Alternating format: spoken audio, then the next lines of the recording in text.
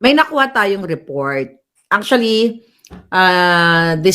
nakuha ko kasi yung report kaninang madaling araw dito sa Amerika. So, hindi pa tayo makatawag sa mga departamento dito sa Amerika kung saan sinubukan kong tawagan ang Los Angeles County Coroner's Office. Nag-inquire na rin tayo online. May mga nakakausap tayo, mga detectives. So, may idea pa kayo. Kasi, allegedly, mga kababayan, okay, may nategi dito sa Amerika sa isa sa tanyag na hotel sa Beverly Hills. Okay? Sino yung nategi or nagurgur? According sa report na nakuha natin, nagaling din sa circle ni Liza Tanas, nakasama nila, di ba, nandito si Liza Tanas sa Amerika, kung saan umattend sila ng Manila Film Festival. Alright? So mga kababayan, meron daw silang kasama, hindi ko lang alam kung na-report na ito, baka huli na ako, I'm not sure, kasi kare-receive ko lang ng information ng madaling araw. So naghanap ako, may mga kinontak tayo to verify the information.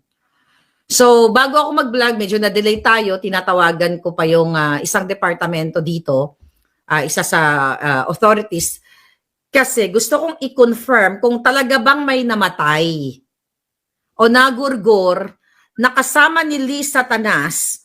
Although nakakuha tayo ng case number, mga palangga, sa namatay at natagpuan nga ito sa isa sa mga tanyag na hotel dito sa Beverly Hills. So dahil hindi pa kompleto yung report natin, gusto ko lang i-inform sa inyo na napakamahalagang malaman ng sambayan ng Pilipino na kung ito ay totoo na ang kasama ni Liza Tanas doon sa kanyang mga event ay namatay dahil sa overdose ng pulburon. Mga palangga, ano ko lang itong information dito. Okay? Kasi, mga pagkababayan, hindi ito dito sa Amerika basta maiko-cover up ang pagkamatay ng isang tao, lalo na kung ito ay kaduda-duda. So napag-alaman ko sa aking informante na itong kasama ni Liza Tanas at kasama ng mga politiko, di ba? Di ba nakita nyo, pinost ko sila Jingay, sila Chis Escudero, at ang iba pa, ang dami nila ng mga politiko at mga artista. So definitely alam nila yung sinasabi ko. But hindi ko lang alam kung sino itong namatay na ito. Bata pa. Batanda pa ako actually. Nasa 40s lang daw. Kasi dito sa Amerika, actually, pwede mong ma-verify ang cause of death ng yung cause ng pagkamatay ng isang tao. Yun nga, nagtatawag na ako sa nag-inquire na rin ako sa Los Angeles Department of Medical Examiner or yung coroner na tinatawag. Kasi dito mga palangga, pwede mo rin titignan, depende kung pagbibigyan ka, depende sa purpose mo. Nag-check na rin ako dito sa California Department of Public Health Vital Records. Lahat, tinignan na natin kung totoo ba itong report na ito na may namatay dahil sa pulburon overdose. Nakasama ni Liza Tanas itong taong ito. Now, ang question. Saan sila kumuha ng pulburon? Sila ba ay may bit-bit na napulburon mula sa Pilipinas? Nag-smuggle ba sila? Nagpuslit ba sila? Diba? Sino ba ang kasama ni Liza Tanas? Kasama ba si Bangag? Kasi may immunity yan eh. Hindi mo pwedeng check, hindi na chine-check ang mga bagay na pag-usapan na natin to ng presidente o ng mga certain cabinet secretaries kasi may immunity sila. They can they can come and go sa isang bansa na may bitbit. Sabi ko nga dati, kahit bangkay ang bitbitin nila o pulburon, ganyan-ganyan. So, ito pa ang system, mga kababayan. Allegedly, nung namatay itong taong ito, allegedly pulburon overdose, nataranta ang mga buwaka ng ina. Hindi nila alam kung anong gagawin nila kasi hindi nila mako-cover up dito kung ito ay totoo diplomatic immunity. Yes, tama.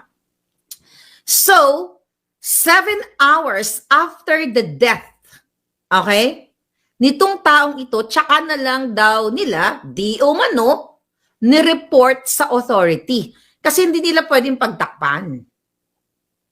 At may mga tumangka na ibalik kaagad ang bangkay sa Pilipinas. But you cannot do it in America.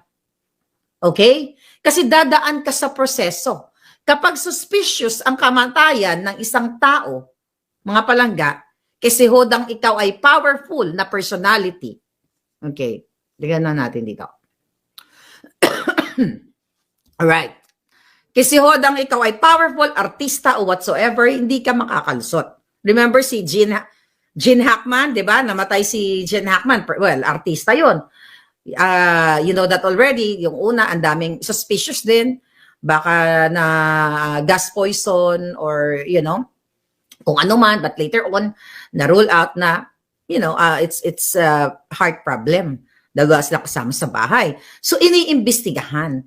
So, ayon sa ating source, kaya hindi pa mauwi-uwi ang bangkay. I don't know kung sino kasi wala naman, hindi ko naman lahat kilala yung mga amiga ni Lisa Tanas. Alright? Hindi natin alam kung babae o lalaki. Yung iba, nagmamaang-maangan eh, no? Kayo talaga. Pero ito ay mayaman din na tao na well, ang dami kasing pwedeng angle. Baka naman itong taong namatay ay matino, tapos pinalaklak at sinalaksakan dito ng pulburon. So yan ngayon ang problema ni Lisa Tanas. Alzheimer's and pacemaker, yes, sabi ni Duquesa. Yes, si Gene Hackman. So ito ngayon ang problema ng Marcos Bangag administration. Paano ngayon ninyo pagtatakpan na may kasama kayong nategi dito sa Amerika pa nategi sa Los Angeles and sa Beverly Hills. Social ang kinamatayan. At least, you know, namatay ka sa Beverly Hills. Saan ka namatay? Ay, hindi ka na pa napakakasagot. Saan namatay yung friend mo? Doon sa Beverly Hills. So, ang question dito, mga kababayan, kung ito ay may katotohanan, I think totoo na may nategi, no? Kung ito ay allegedly 7 hours ni report, ang kanyang kamatayan, may mga titignan na anggulo ang authority. Pwedeng nag-obstruction of justice. 'Di ba?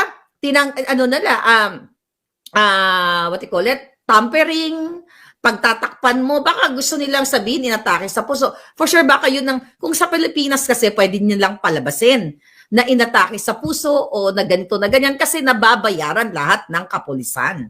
Pero dito sa Amerika, mga palangga, hindi mo pwedeng harangan o hindi mo pwedeng i-cover up yung pagkamatay ng isang tao. Kasi mananagot ka. Kaya I hope managot si Lisa Tanas dito dahil kasama niya ito. According to our report. Kasi magkakaroon, kaya hindi pa na-release ang bangkay ayon sa aking informante kasi pagdududa na may foul play. Kasi nga, bakit 7 hours after lang nila ito inireport? Itong pagkamatay ng taong ito. Ngayon, mga palangga, okay? So kung ganito ang kanilang ginawa na pinagtakpan nila, yung mga nakapaligid, whether artista, si Lisa Tanas, o kung sino man ang mga kasama nila, mga politiko, lahat yun iimbestigahan kung sino ang kasama ng taong ito nung namatay siya, bago siya namatay. Dito talagang, kaya yari kayo mga putang, mga buwaka ng ina ninyo, mga addictos kayo. Baka kasama pa si Bangag dito, hindi natin alam, nagsekreto lang eh. Hindi in-announce ang kanilang yung pagpunta dito, hindi natin alam baka tumitira sila. O, diba? Sana namatay na lahat ng mga buwaka ng ina, no? Sige na, magdurog na kayo. Ubusin nyo na yung pulburon. Magpakasasa kayo, Bangag. Para, dapat na si Bangag na yung naturba dito, di ba? Hinahabol talaga ng karma, sabi ni Dalia Munro. So ngayon, mga palangga, okay?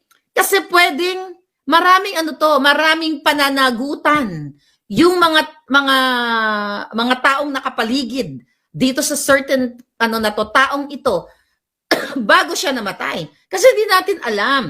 Baka nga mamaya inosente, maraming anggulo. Baka mamaya napraning si Lisa Tanas, laklakin mo tong pulburo na ito. Salaksakin mo to kasi ang daming angle. Ang daming angle kaya hindi ma-release ang bangkay nitong taong ito, mga palangga, dahil nga sa ganitong klaseng circumstansya.